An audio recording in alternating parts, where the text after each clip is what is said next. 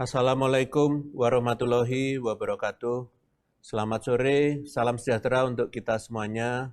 Kali ini kami ingin menyampaikan perkembangan penanganan COVID-19 per tanggal 20 Oktober 2020. Pada hari ini terjadi penambahan kasus positif sebanyak 3.602, di mana jumlah kasus aktif pada hari ini adalah 62.455 atau 16,9%, dan ini berada di bawah kasus aktif dunia yaitu 22,57%. Sedangkan jumlah kasus sembuh kumulatif hari ini adalah sudah 293.653 atau 79,6%. Dan ini juga di atas kasus sembuh dunia pada hari ini yaitu 74,5%. Sedangkan jumlah kasus meninggal kumulatif adalah 12.734 atau 3,5%, di mana angka ini masih lebih tinggi dari kasus meninggal di dunia sebesar 2,85%. Selanjutnya kami ingin menyampaikan perkembangan kasus aktif, sembuh, dan meninggal mingguan dengan cara yang berbeda dengan sebelumnya. Biasanya kami hanya menyampaikan dari 5 besar dengan penambahan serta persentase kasus aktif, sembuh, dan meninggal tertinggi di tingkat provinsi. Namun kali ini kami akan menyampaikan dalam bentuk ranking atau peringkat dan dari penambahan kasus positif, kasus sembuh, dan kasus meninggal di 34 provinsi di Indonesia. Kami membandingkan ranking atau peringkat provinsi selama 2 pekan ke belakang. Hal ini bertujuan untuk melihat bagaimana perkembangan kasus di seluruh provinsi, apakah cukup stabil baik, stabil kurang baik, terus meningkat, atau terus mengalami penurunan. Seperti yang dapat dilihat di layar, kami memberi warna hijau muda untuk provinsi dengan peringkat cukup stabil baik, merah muda untuk provinsi dengan peringkat cukup stabil kurang baik, hijau tua untuk provinsi dengan perkembangan signifikan ke arah yang baik, merah tua untuk provinsi dengan perkembangan signifikan ke arah yang kurang baik. Untuk kasus positif dan meninggal, semakin tinggi peringkat, maka tandanya perkembangannya semakin kurang baik. Sedangkan untuk kasus sembuh, semakin tinggi peringkat, maka perkembangannya semakin baik. Kami akan mulai dari Pulau Sumatera dan sekitarnya. Pada kasus positif, terlihat bahwa terdapat provinsi yang berada di peringkat yang cukup stabil baik. Artinya, kasus positif mingguan masih dapat dikendalikan dengan baik, sehingga peringkatnya dapat ditekan agar terus di bawah 20. Peringkat tersebut adalah Sumatera Utara, peringkat 18 pada 4 Agustus, 20 pada 11 Agustus, dan 21 pada 18 Oktober. Mohon maaf, kami ulangi, peringkat 18 pada 4 Oktober, 20 pada 11 Oktober, dan 21 pada 18 Oktober. Dan Sumatera Selatan peringkat 20 pada 4 Oktober, 21 pada 11 Oktober, dan 25 pada 18 Oktober. Namun, juga terdapat provinsi dengan perkembangan signifikan ke arah yang kurang baik. Provinsi tersebut adalah Sumatera Barat dan Riau. Di Sumatera Barat pada tanggal 4 Oktober berhasil berada di peringkat 24, namun naik signifikan menjadi peringkat 7 pada 11 Oktober, dan kemudian menjadi peringkat 1 penambahan kasus positif mingguan pada tanggal 18 Oktober. Kemudian untuk Riau, sempat berada pada peringkat 2 pada 4 Oktober, namun berhasil menekan kasus sehingga turun peringkat menjadi 29 pada 11 Oktober, dan kembali naik menjadi peringkat 3 pada tanggal 18 Oktober. Selanjutnya, jika dilihat pada kasus sembuh, maka terdapat 3 provinsi dengan perkembangan signifikan ke arah yang kurang baik, yaitu Sumatera Utara, Riau, dan Sumatera Selatan, Sumatera Utara mengalami penurunan peringkat yang signifikan, yaitu dari peringkat 3 menjadi peringkat 11, dan per 18 Oktober menjadi peringkat 31. Sedangkan untuk Riau, dari peringkat 2 pada 4 Oktober menjadi peringkat 32 pada 11 Oktober, dan terakhir menjadi peringkat 33 pada 18 Oktober. Sedangkan di Sumatera Selatan, dari peringkat 4 menjadi 22 dan terakhir menjadi 29 pada 18 Oktober. Kemudian pada kasus meninggal, perkembangannya cukup bervariasi. Ada provinsi yang mengalami perkembangan signifikan membaik dan kurang baik, maupun peringkat yang cukup stabil baik dan stabil kurang baik. Kepulauan Riau adalah provinsi yang mengalami perkembangan cukup stabil kurang baik, yakni dengan peringkat kasus meninggal yang tinggi, yaitu peringkat 15 pada 4 Oktober, kemudian menjadi peringkat 3 pada 11 Oktober, dan terakhir peringkat 9 pada 18 Oktober. Provinsi Sumatera Selatan mengalami perkembangan signifikan ke arah yang kurang baik, yaitu dari peringkat 24 menjadi 20, dan terakhir naik drastis menjadi peringkat 4. Penambahan kasus meninggal mingguan terbanyak pada 18 Oktober. Apresiasi kami berikan pada Sumatera Utara yang berhasil terus menjaga wilayahnya agar tetap berada di peringkat yang stabil baik. Juga kepada Sumatera Barat dan Jambi yang bekerja keras untuk menekan angka kasus meninggal sehingga terjadi perubahan signifikan ke arah yang lebih baik. Sumatera Barat berhasil menekan kasus meninggal dari peringkat 3 pada 4 Oktober menjadi peringkat 25 pada 11 Oktober. Dan di minggu ini berhasil berada pada peringkat 31. Kemudian Jambi juga berhasil menekan kasus meninggal dari peringkat 9 pada 4 Oktober menjadi peringkat 15 pada 11 Oktober, dan di minggu ini berhasil berada pada peringkat 29. Selanjutnya, kami akan sampaikan perkembangan di Pulau Jawa, Bali, dan sekitarnya. Di Pulau Jawa, Bali, NTT, dan NTB mengalami perkembangan signifikan ke arah yang baik untuk kasus positif mingguan. Jawa Barat mengalami perubahan peringkat dari peringkat 34 pada 4 Oktober menjadi peringkat 2 pada 11 Oktober, dan terakhir berhasil menekan penambahan kasusnya sehingga berada di peringkat 33 pada 18 Oktober. Sedangkan Bali mengalami perubahan peringkat dari peringkat 9 pada 4 Oktober menjadi peringkat 30 pada 11 Oktober dan bertahan hingga 18 Oktober. Selain itu, DKI Jakarta mengalami perkembangan kasus positif yang cukup stabil baik. Artinya, DKI Jakarta dapat menekan angka kasusnya sehingga berada di peringkat bawah, yakni 23 menjadi 34, dan bertahan di peringkat 34 pada tanggal 18 Oktober. Namun, terdapat provinsi dengan perkembangan kasus positif yang stabil kurang baik, yaitu Jawa Tengah. Jawa Tengah ini berada pada peringkat 11 pada 4 Oktober, kemudian naik menjadi peringkat 1, dan kemudian menjadi peringkat 6 pada 18 Oktober. Selain itu, NTB mengalami perkembangan signifikan ke arah yang kurang baik. NTB sempat berada di peringkat 16 pada 4 Oktober, kemudian terus turun menjadi peringkat 28 pada 11 Oktober, dan pada tanggal 18 Oktober melonjak drastis menjadi peringkat 5. Untuk kasus sembuh secara umum di Pulau Jawa cenderung stabil dan mengalami peningkatan.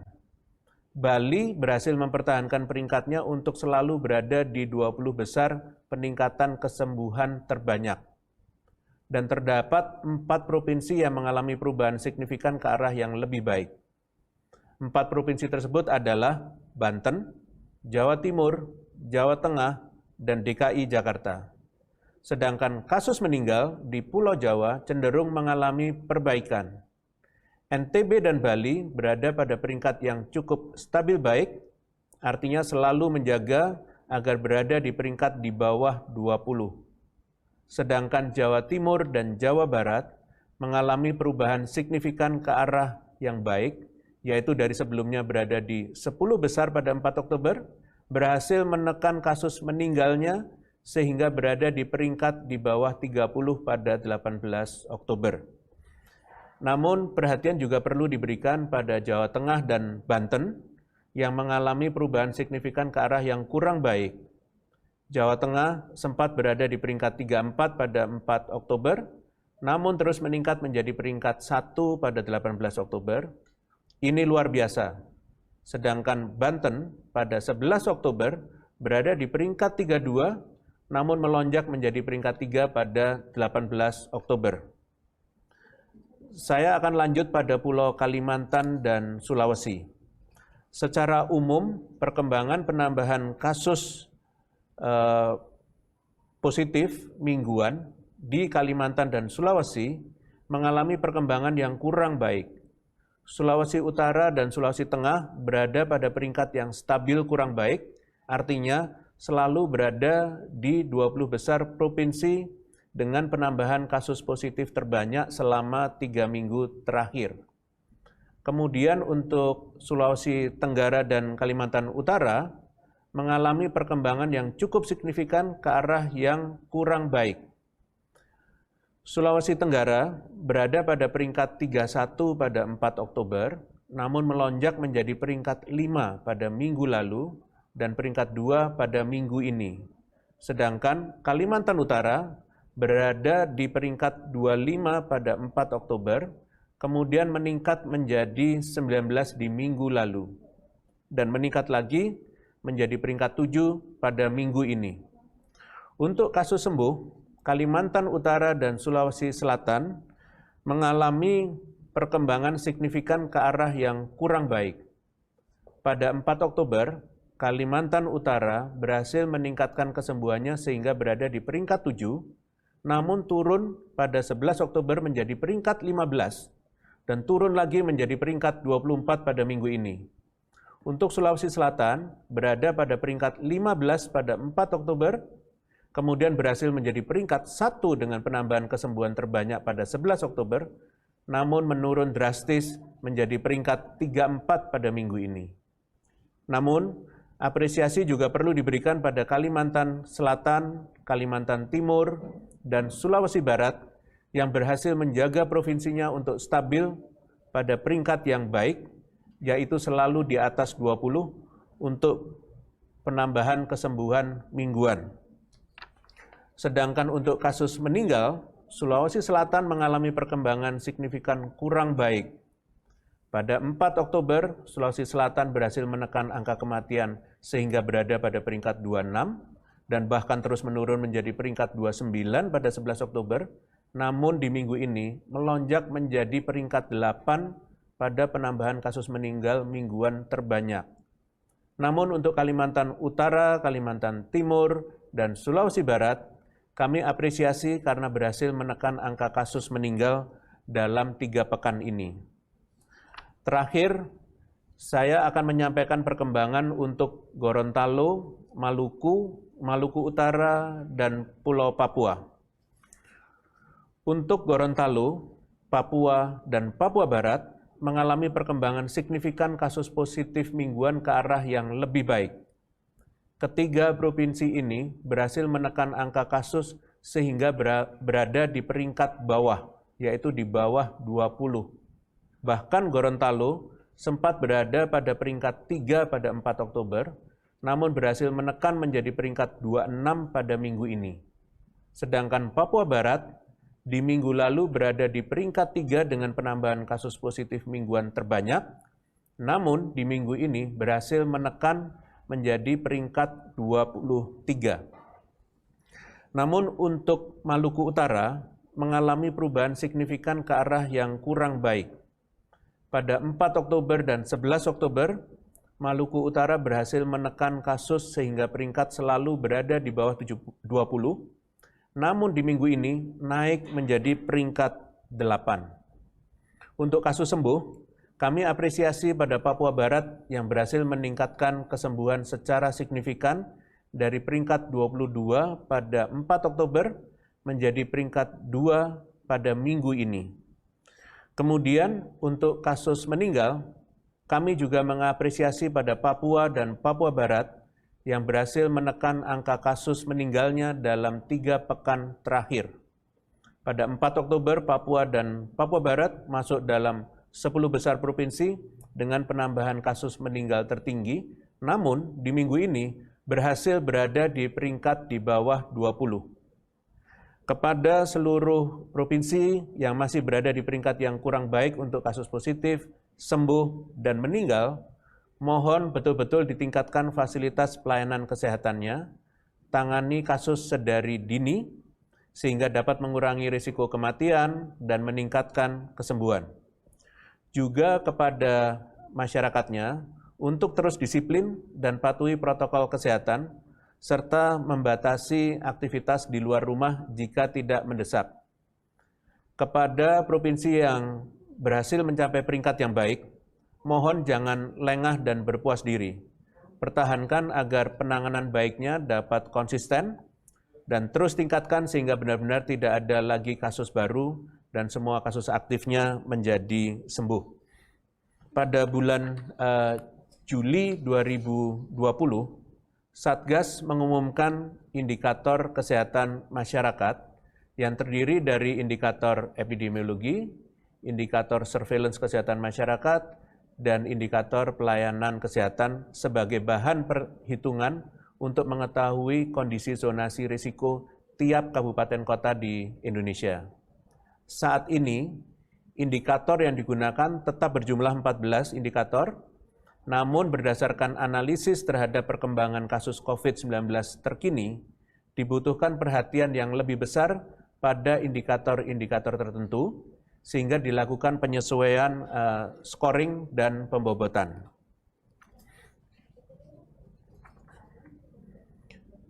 Perubahan besaran bobot saat ini lebih diutamakan pada indikator kasus aktif, kesembuhan, dan kematian dari sebuah wilayah, sehingga kabupaten kota dapat fokus utamanya untuk menekan kasus aktif, meningkatkan kesembuhan, dan menekan angka kematian agar zona risikonya dapat berubah menjadi lebih baik.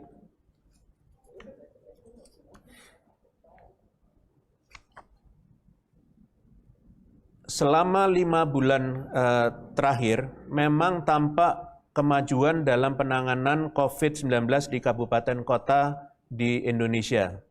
Akan tetapi, juga nampak daerah-daerah yang merasa sudah berada di zona nyaman, karena dalam 5 minggu terakhir, sebagian besar kabupaten kota di Indonesia masih stagnan di bawah, berada di zona risiko sedang dan zona oranye. Ini juga tampak dari semakin sedikitnya kabupaten kota di zona kuning dan zona hijau karena berpindah ke zona oranye.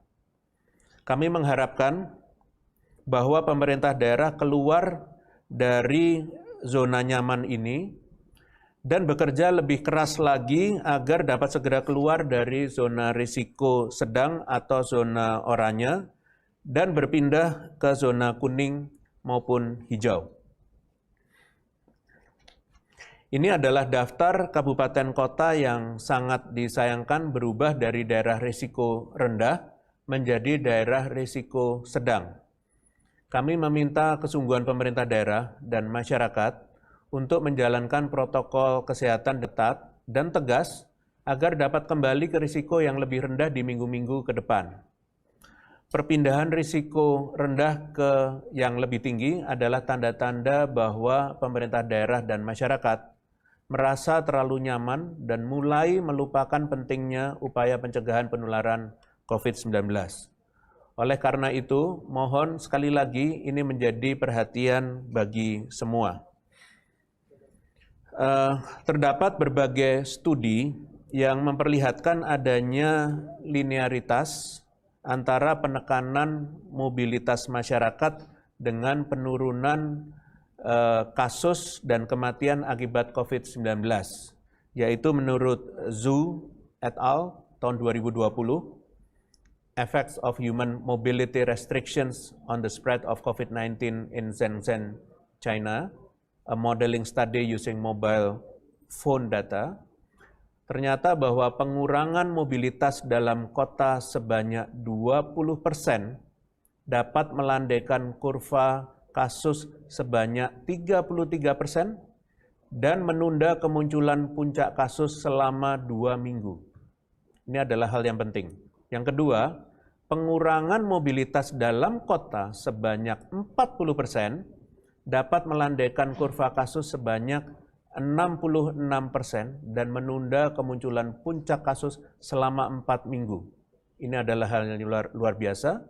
Yang terakhir, bahkan pengurangan mobilitas dalam kota sebanyak 60% dapat melandaikan kurva kasus sebanyak 91% dan menunda kemunculan puncak kasus selama 14 minggu. Sedangkan studi lainnya, Yilmaz Kudai tahun 2020, dengan judul Stay at Home Works to Fight Against COVID-19, International Evidence from Google Mobility Data, dan ini dibuat dari 130 negara, 1% peningkatan masyarakat yang berdiam di rumah akan mengurangi 70 kasus dan 7 kematian mingguan. Bahkan 1% pengurangan mobilitas masyarakat menggunakan transportasi umum di terminal, stasiun, atau bandara akan mengurangi 33 kasus dan 4 kematian mingguan. 1% pengurangan kunjungan masyarakat ke retail maupun tempat rekreasi juga akan mengurangi 25 kasus dan 3 kematian mingguan. Begitu juga apabila terjadi 1% pengurangan kunjungan ke tempat kerja atau work from office, akan mengurangi 18 kasus dan 2 kematian mingguan. Bisa kita bayangkan berapa banyak nyawa yang bisa kita lindungi, kita selamatkan dengan terjadinya berbagai pengurangan kunjungan tersebut tadi. Oleh karena itu, kami ingin mengingatkan kembali masyarakat yang ingin berlibur di luar rumah pada periode liburan tanggal 28 sampai dengan 1 November nanti, bahwa angka kasus COVID-19 dan penularannya di Indonesia masih tinggi. Apabila tidak mendesak, sebaiknya mengurungkan niat untuk berlibur dan tetap diam di rumah saja. Berikut merupakan arahan konkret Satgas terkait antisipasi penularan COVID-19 pada libur panjang. Pertama, bagi masyarakat yang dalam keadaan mendesak harus melakukan kegiatan di luar rumah selama periode libur panjang tersebut, maka kami ingatkan untuk selalu patuhi protokol kesehatan 3M, memakai masker, mencuci tangan, dan menjaga jarak, serta hindari kerumunan. Keputusan untuk keluar rumah harus dipikirkan secara matang dan mempertimbangkan semua risiko yang ada. Kedua, Satgas mendorong agar masyarakat yang menerima kunjungan dari keluarga serta sanak saudaranya saat liburan ini untuk tetap menjalankan protokol kesehatan 3M selama berada di rumah. Meskipun tamu merupakan bagian dari keluarga, tetap pergunakan masker, cuci tangan, dan jaga jarak karena kita tidak tahu dengan siapa sebelumnya keluarga kita tadi berinteraksi. Ketiga, Satgas mendorong agar perusahaan atau perkantoran melakukan langkah antisipatif bagi para karyawannya yang bepergian keluar kota pada masa libur panjang ini. Perusahaan didorong untuk mewajibkan karyawannya yang bepergian keluar kota untuk melapor agar dapat didata oleh kantor, terutama yang memutuskan untuk bepergian ke wilayah zona oranye dan atau merah. Selain itu, perusahaan dan kantor didorong untuk mewajibkan pegawainya melakukan isolasi mandiri jika merasakan gejala COVID-19 setelah libur panjang. Berikutnya, masyarakat akan menghadapi libur panjang yang akan berlangsung dari 28 Oktober hingga 1 November tersebut. Libur ini seringkali dimanfaatkan oleh masyarakat untuk melakukan kegiatan di luar rumah, seperti berkunjung ke tempat wisata dan juga melakukan aktivitas pulang kampung halaman. Mari kita belajar berkaca pada pengalaman sebelumnya. Libur panjang telah terbukti berdampak pada kenaikan kasus positif di tingkat nasional. Hal ini dipicu karena terjadinya kerumunan di berbagai lokasi yang dikunjungi masyarakat selama masa liburan, serta ketidakpatuhan masyarakat pada protokol kesehatan. Dikaji melalui persentase angka pada periode libur panjang Idul Fitri, tanggal 22 sampai 25 Mei 2020, terjadi kenaikan jumlah kasus harian dan kumulatif mingguan sekitar 69 sampai 93% sejak hari libur Idul Fitri dengan rentang waktu 10 sampai 14 hari. Jadi 10 sampai 14 hari kemudian kita melihat dampaknya. Selain itu, pada libur panjang bulan pada 20 sampai 23 Agustus tahun 2020 juga terjadi kenaikan jumlah kasus harian dan kumulatif mingguan sebesar 58 sampai dengan 118% sejak libur panjang pada pekan ketiga Agustus 2020 dengan rentang waktu ternyata sama 10 sampai 14 hari. Selain itu, terjadi juga kenaikan absolut pada positivity rate atau hasil tes positif yang naik sampai dengan 3,9% dalam 2 minggu di tingkat nasional.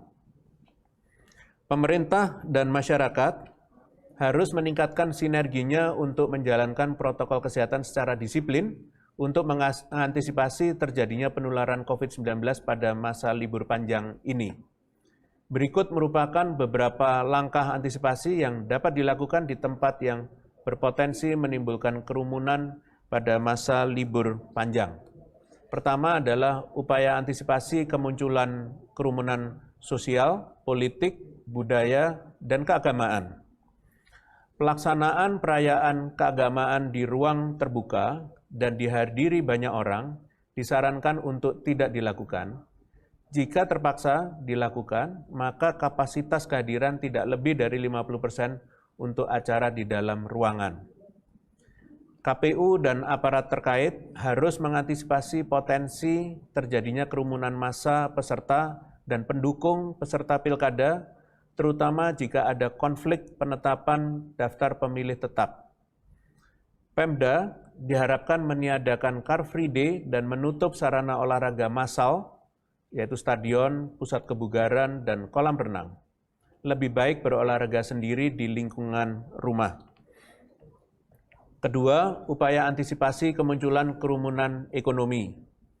Kementerian serta lembaga yang berwenang harus menjamin penerapan protokol kesehatan secara ketat sejak penumpang tiba di terminal, pelabuhan, atau bandara, ketika di dalam moda transportasi, serta ketika penumpang turun dari armada transportasi.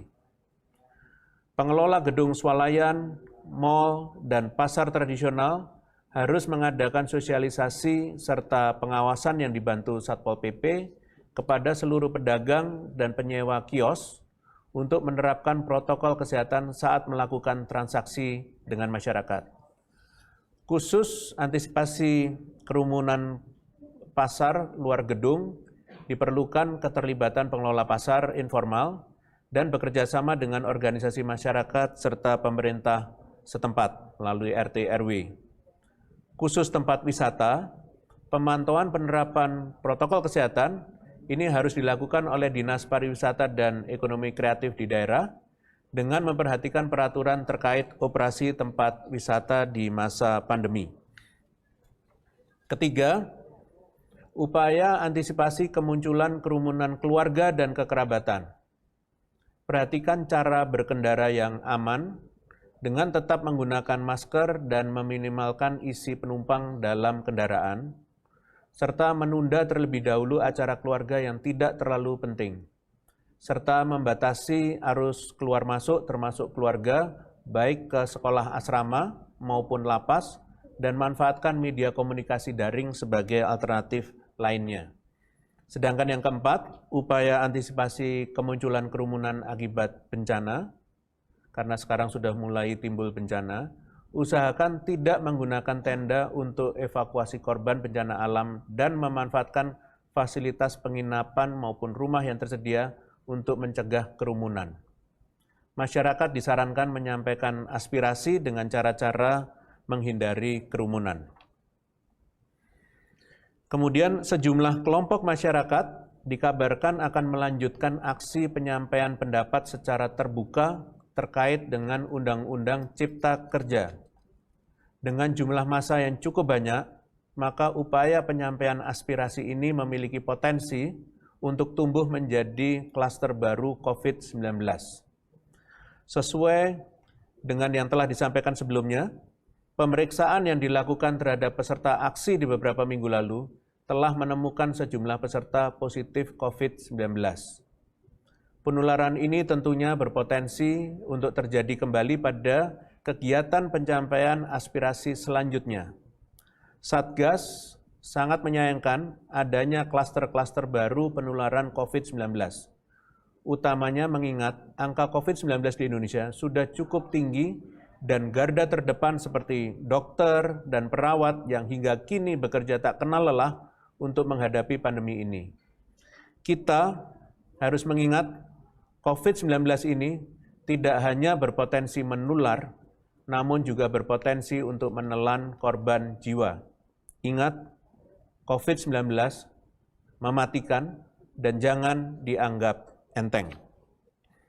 Demikian konferensi pers pada sore hari ini.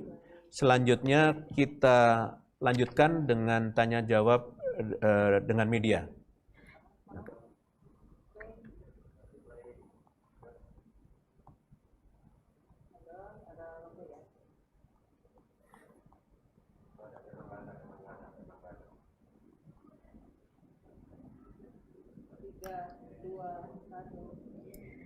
Baik Prof, untuk pertanyaan pertama dari media, datang dari Sabto, Republika.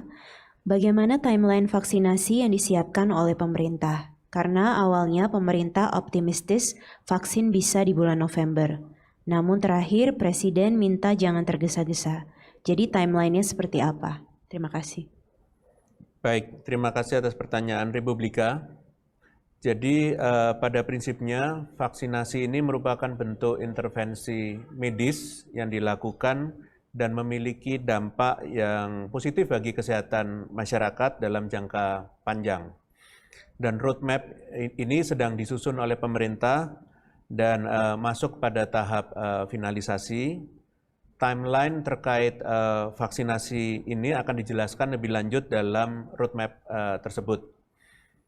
Yang paling penting bagi pemerintah adalah memastikan bahwa semua vaksin ini selesai dalam uji klinisnya dan diberikan pada masyarakat setelah lulus pada tahapan uji klinis sehingga aman dan efektif. Demikian. Terima kasih Prof. Masih dari Sabto Republika yang kedua, tren kasus harian cenderung flat dalam sepekan terakhir. Efek dari unjuk rasa 2 pekan lalu bisa tergambar kapan? Terima kasih. Baik, dari hasil pemeriksaan yang telah dilakukan, ditemukan sejumlah peserta aksi demonstrasi yang positif COVID-19. Namun demikian untuk gambaran secara utuhnya, apakah aksi demonstrasi ini dapat menimbulkan klaster, maka dapat dilihat nanti dalam jangka waktu biasanya sekitar 2 hingga 4 minggu setelah kejadian tersebut. Demikian. Baik, selanjutnya pertanyaan dari Frisky Tempo. Apa strategi yang diusulkan Satgas COVID-19 agar libur cuti bersama tidak terjadi lonjakan kasus seperti beberapa waktu lalu? Sebaiknya apabila tidak ada keperluan yang sangat mendesak pada saat hari libur, kami menghimbau, menyarankan agar masyarakat sementara mengurungkan niatnya untuk bepergian, utamanya ke lokasi yang ramai dikunjungi oleh masyarakat. Tetapi apabila harus betul-betul pergi dan berkegiatan di luar rumah, selalu menggunakan protokol kesehatan dengan ketat dan disiplin betul menjalankan 3M, dan hindari tempat-tempat ramai, jadi bepergian tanpa datang ke tempat yang ramai serta banyak kerumunan, karena hal itu sangat berpotensi untuk tertular atau terjadi penularan COVID-19.